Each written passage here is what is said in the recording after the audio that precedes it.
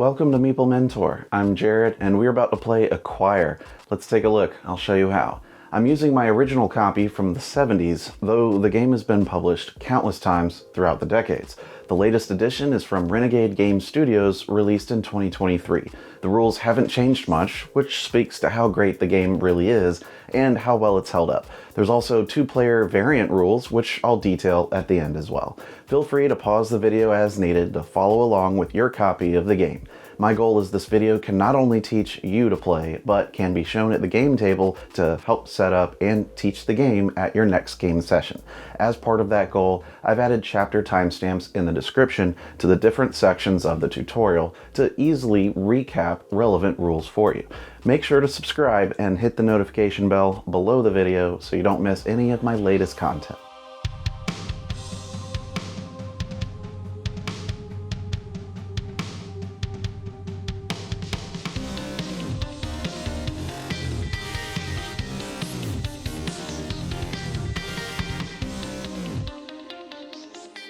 The game of Acquire is all about strategically investing and growing businesses in a bustling city economy. It's one of the original and better stockholding games that uses business acumen to expand, invest, divest, and take over real estate. Each player will need to properly invest in businesses and retain the majority of stock ownership.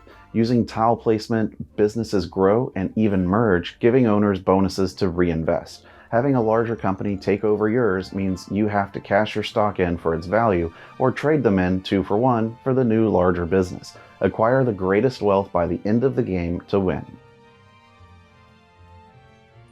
First, set up the game board in the middle of the table and create a face-down supply of the alphanumeric tiles. Alternatively, put the tiles in an opaque bag.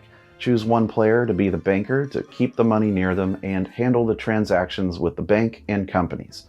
Separate the money into piles by denomination to create the bank. Separate the various company stocks into stacks as well, which the banker is in charge of.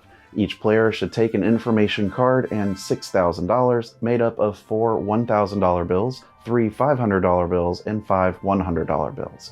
Each player should now draw a tile from the face-down tiles and puts it on the matching space on the game board. The board is a grid of letters and numbers. Whichever player placed a tile closest to the 1A position goes first. Being on a higher row is closer than a column below. For example, position 8A is closer than 1B. Leave all these tiles on the board. If 2 or more happen to be adjacent to each other on this initial placement, they are still considered unincorporated and are not in an established company yet. Next, each player draws 6 tiles to their personal supply kept secret. You can stand them up to face you so you can see them, but other players can't. Players must now decide as a group whether to play with open information or not. For new players and your first game, it's recommended to play with open information. All your money and stocks would be visible to other players at all times.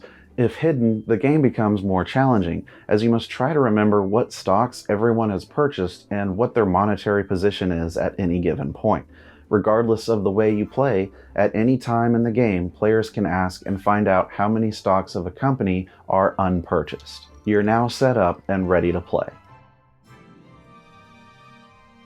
The key to the game is creating mergers and benefiting from the bonuses and sales of stocks when companies merge. Selling stocks provides you money based on the company's current value, but you can only sell when a larger corporation merges with the smaller one.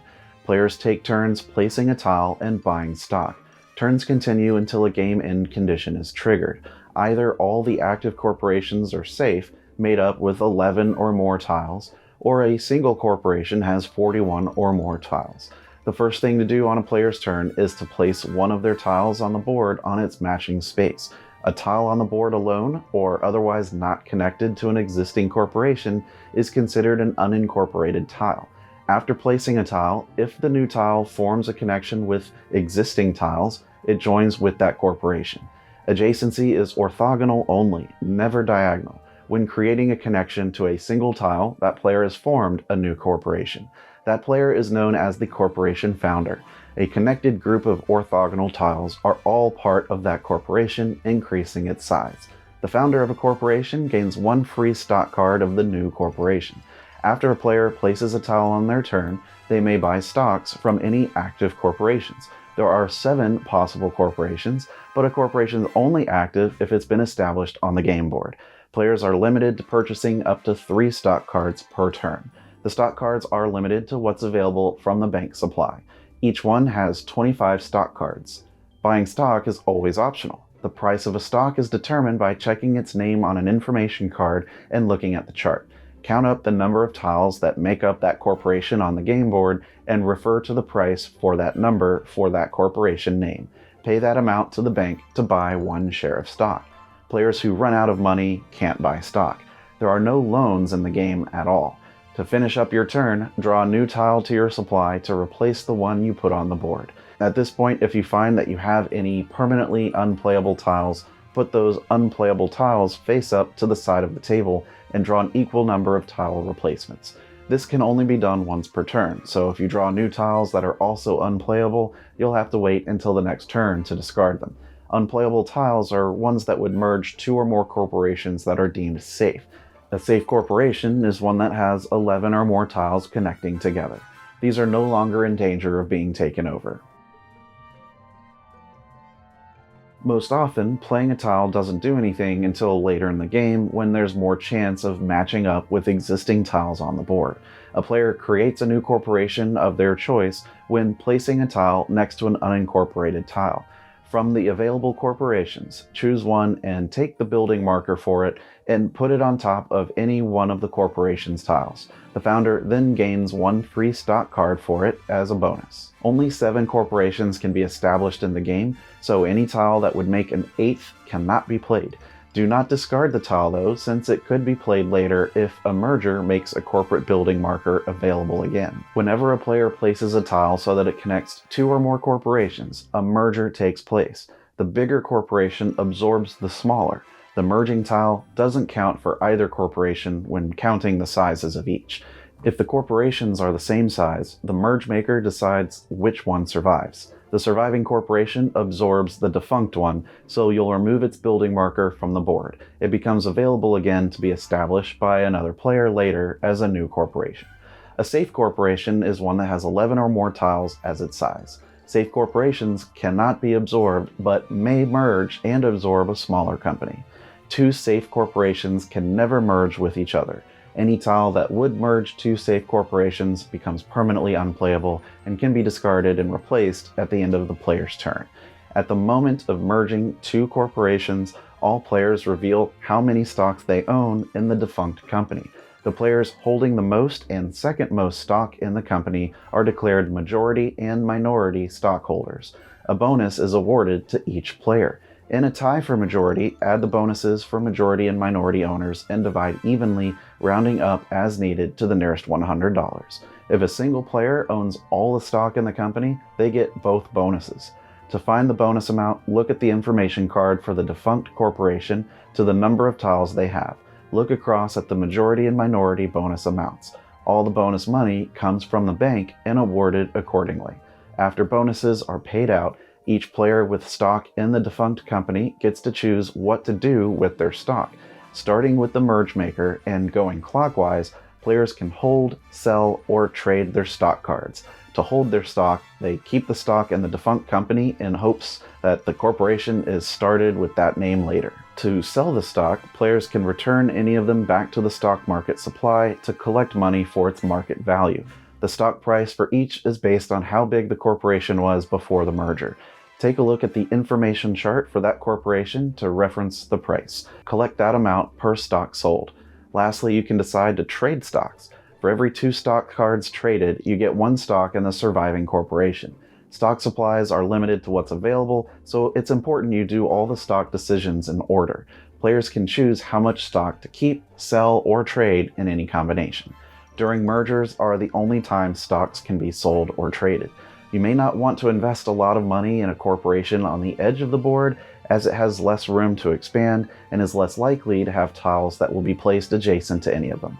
Try investing in corporations more likely to merge so you can get a majority or minority stockholder bonus. Just like in real life, diversifying your ownership of stock in varied corporations is a great way to make money. Try to have the most stock in the smaller active corporations to get bonuses when they likely merge. When the game board starts filling up near the end of the game, you may want to start buying more stocks in the larger corporations to capitalize on their bonuses. It can be wise to trade from a small corporation into a large one if you think you can get a majority bonus in the larger one. The end of the game occurs when a player announces on their turn that all active corporations are safe with 11 or more tiles making them up, or a single corporation has 41 or more tiles. It can be advantageous to wait to point that out to continue playing and making more money. After a player makes the announcement, they get to finish their turn before the game ends. Then everyone collects majority and minority bonuses for all active corporations. All stocks are then sold at their current prices for each corporation. Any stock cards and corporations that aren't currently active on the board are worthless. The player with the most money wins. To play Acquire 2 players, follow the normal rules until a merger happens. During a merger, the stock market itself is also considered a stockholder in the defunct company when determining majority and minority bonuses. To determine how much stock the stock market has, draw a random tile from the supply. The number on it is how many it has. Bonuses get paid out to majority and minority stockholders like normal, but anything owed to the stock market just stays in the bank. Return the drawn tile back to the supply and remix it together. Do this process for each merger that occurs in the game. At the end of the game, the stock market also competes for bonus money. Keep the rulebook handy and check BoardGameGeek.com for FAQs and extra content. If you want to support the channel, now you can. We've started a Patreon page at patreon.com/Meeple Mentor. There's various pledge levels for small monthly support that helps grow the channel's content. You can get access to new content early, you'll get to vote on new game tutorials that come out on the channel, and more. But of course, simply watching our videos, liking, commenting, and all that YouTube stuff certainly helps. Thank you so much. Consider giving us a subscribe if you found this teaching helpful. Stick around to watch another Learn to Play video, or check out the latest news video to learn about what's going on in the board gaming industry. There's always new games coming out. Until next time, teach when you can, but always be learning. See you later.